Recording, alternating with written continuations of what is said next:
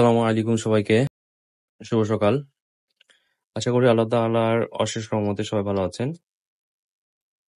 আজ আমরা চলে এলাম আরানি ইউনিয়ন বাঘা উপজেলায়, যার সদর থেকে প্রায় ৩ কিলোমিটার দূরে আরানি বাজারের কেন্দ্রীয় হাট, যেটি রুস্তমপুর হাট থেকে প্রায় ৭০০ মিটার দূরে অবস্থিত। এটি পল্লীর সবচেয়ে পুরনো ও ঐতিহ্যবাহী হাট হিসেবে পরিচিত। এই হাটে বিভিন্ন ধরনের শাকসবজি, ফল, মাছ, মাংস ও নিত্য প্রয়োজনীয় জিনিসপত্র পাওয়া যায়।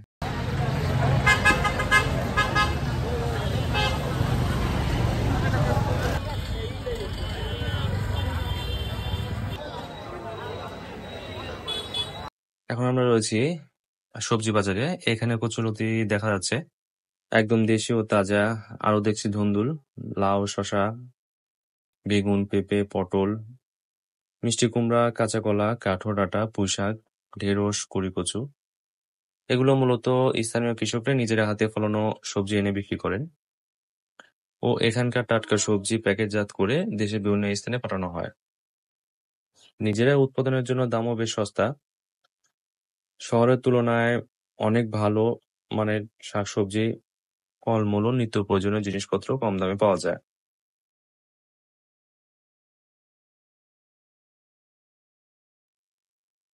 শুকনো মরিচ ও গুঁড়া মরিচ খুচরো ও পাইকারি বিক্রি করছে। খোলা লবণ মূলত গরুর খাবার হিসাবে ব্যবহৃত হয়। এছাড়াও এই লবণ অনেক নিম্ন আয়ের মানুষ খাওয়ার জন্য কিনে নিয়ে যায়। সবজি বাজারের পাশেই ছাগলের হাট বসেছে। বেশিরভাগও ছাগল দেশি জাতের, বিদেশি কোনো ছাগল নাই বললেই চলে।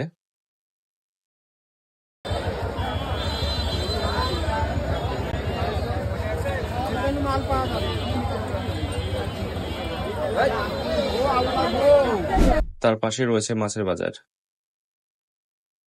মাছের বাজারে ঢুকতে দেখছি বড় একটি মাছ কাটতে।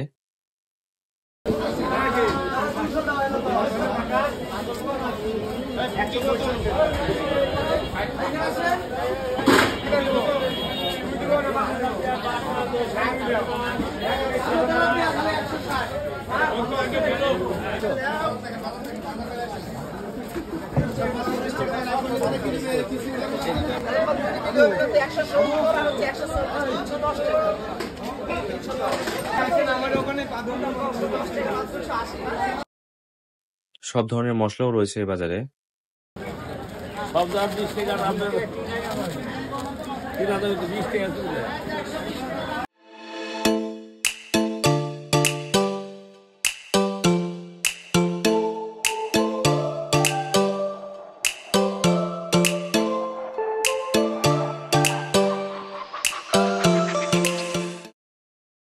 এটা হলুদের হাট।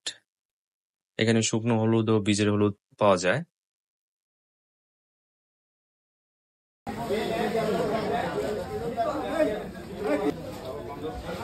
হলুদের পাশাপাশি ভুট্টা, মসুর, কালাইও বিক্রি হচ্ছে।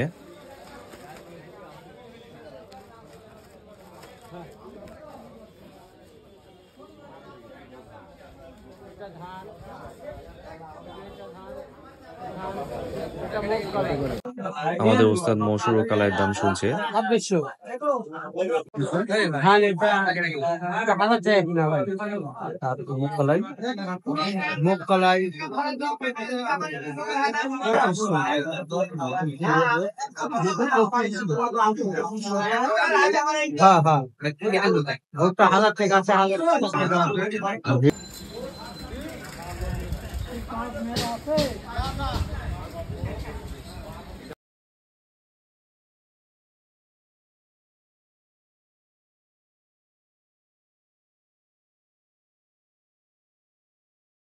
এই ছিল আমাদের আজকের হাট বাজার ভ্রমণ। ওস্তাদের পার নেওয়া হলে আমরা আমাদের গন্তব্যে ফিরবো। সবাই ভালো থাকবেন, দেখা হবে অন্য কোনো ভিডিওতে। আসসালামু আলাইকুম।